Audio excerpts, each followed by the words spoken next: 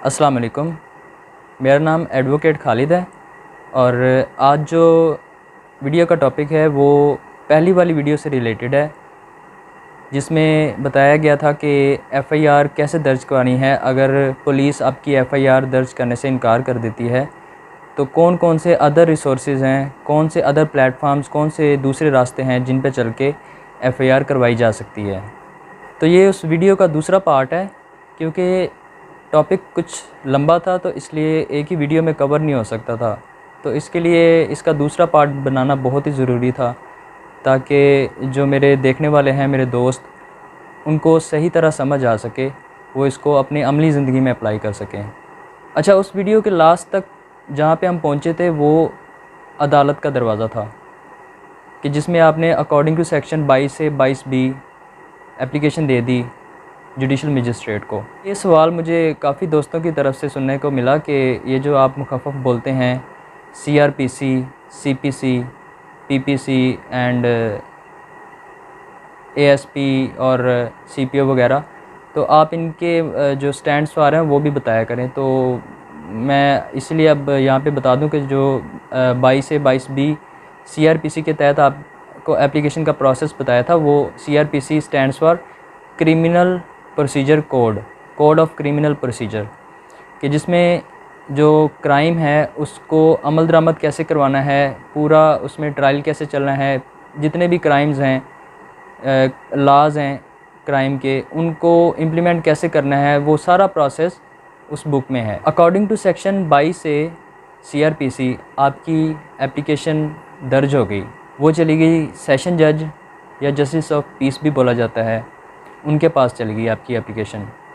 तो मैंने बताया था कि अगर आपकी एफ़आईआर बनती हो तो जज साहब लाजमी आपकी एफ़आईआर करवा देते हैं, बशर्ते कि आपकी एफ़आईआर झूठी ना हो या वो एफ़आईआर बनती ही ना हो सिरे से। तो इसमें एक चीज़ जो पूरी इंसानियत में कॉमन है वो ये है कि आप किसी भी प्रोफेशन में चले जाएं, जिस इदारे में भी चले जाएं, दुनिया के जिस कोने में भी चले जाएं, इंसान के पास एक ऐसी खुसूसियत है जो कि उसको बनाने वाले ने कुदरती उसमें रखी है, और वो है गलती। गलती हर इंसान से हो सकती है, चाहे वो जज हो, चाहे वो पुलिस हो, चाहे डॉक्टर हो। नो डाउट जज एक रिस्पेक्टेबल प्रोफेशन है, लेकिन गलती जो है वो जज से भी हो सकती है, किसी से भी हो सकती है। लेट्स सपोज कि अगर जस्टिस ऑफ पीस हमारी जो एप्लीकेशन है अकॉर्डिंग टू सेक्शन 22 से 22B CRPC जो हमने एप्लीकेशन दी जज साहब के पास, तो उन्होंने भी हमारी एप्लीकेशन रिजेक्ट कर दी, हमारी एफ़आईआर दर्ज करने से इनकार कर दिया, और हमें ये लगता है कि हमारी एफ़आईआर बनती है। अब इसमें एरर हो सकता है, किसी से भी एरर हो सकता है, इंसान है, गलती कर सकता है।